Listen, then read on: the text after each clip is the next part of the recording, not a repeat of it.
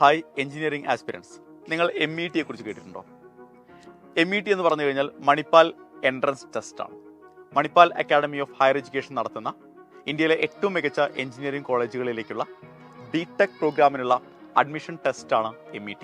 Manipal institute of technology അഥവാ MIT Manipal, അതുപോലെ തന്നെ MIT Bengaluru, Sikkim Manipal institute of technology SMIT Sikkim, അതുപോലെ തന്നെ മണിപ്പാൽ യൂണിവേഴ്സിറ്റി MU ജയ്പൂർ, ഈ സ്ഥാപനങ്ങളിലേക്കാണ് METയിലൂടെ B.Tech പ്രോഗ്രാമിനായി കുട്ടികളെ എടുക്കുന്നത്.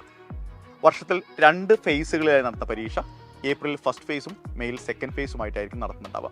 ഇതിൻ്റെ എലിജിബിലിറ്റി എന്ന് പറയുന്നത് +2 സയൻസ് എടുത്ത് അവിടെ മാത്സും ഫിസിക്സും ഇംഗ്ലീഷും കമ്പൽസറി സബ്ജക്റ്റുകളായി പഠിക്കുകയും അതിനൊപ്പം കെമിസ്ട്രിയോ ബയോളജിയോ ബയോടെക്നോളജിയോ അതല്ലെങ്കിൽ നമ്മൾ ഒക്കേഷണൽ സ്ട്രീമിലാണ് എങ്കിൽ അവിടെ സിവിൽ, കെമിക്കൽ, മെക്കാനിക്കൽ, ഇലക്ട്രിക്കൽ തുടങ്ങിയ സബ്ജക്റ്റുകൾ ഓപ്ഷണലായും പഠിച്ച കുട്ടികൾക്ക് അതിനൊപ്പം ഫിസിക്സിലും മാത്സിലും നേരത്തെ പറഞ്ഞ ഓപ്ഷണൽ സബ്ജക്റ്റുകളിലും മൊത്തത്തിൽ 50% മാർക്ക് സ്കോർ ചെയ്തിട്ടുണ്ടെങ്കിൽ നിങ്ങൾക്ക് METക്ക് വേണ്ടി അപ്ലൈ ചെയ്യാം.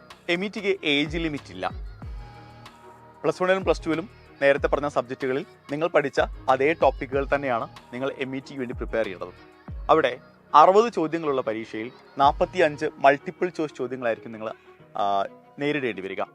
അവിടെ 15 ചോദ്യങ്ങൾ ന്യൂമറിക്കൽ ആൻസർ ടൈപ്പ് ആയിരിക്കും. അപ്പോൾ അങ്ങനെ മൊത്തം 60 ചോദ്യങ്ങളുള്ള പരീക്ഷ 2 മണിക്കൂറായിരിക്കും. കമ്പ്യൂട്ടർ ബേസ്ഡ് ഓൺലൈൻ എക്സാം ആയിരിക്കും MET എന്ന് പറയുന്നത്. കേരളത്തിൽ സെൻറ്ററുകൾ നമ്മളെടുത്താൽ, എക്സാം സെൻറ്ററുകൾ നമ്മൾ എടുത്തു കഴിഞ്ഞാൽ കണ്ണൂർ, കോഴിക്കോട്, തൃശ്ശൂർ, എറണാകുളം, ട്രിവാൻഡ്രം, ഇത്രയും സെൻറ്ററുകളാണ് കേരളത്തിലുള്ളത്.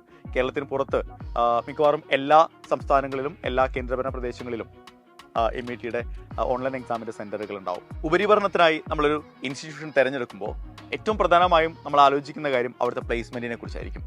സോ ഈ പറഞ്ഞ സ്ഥാപനങ്ങളിലെല്ലാം ഇന്ത്യയിലെ ഏറ്റവും മികച്ച കമ്പനികളാണ് കുട്ടികൾക്ക് പ്ലേസ്മെൻറ്റ് കൊടുക്കുന്നത്.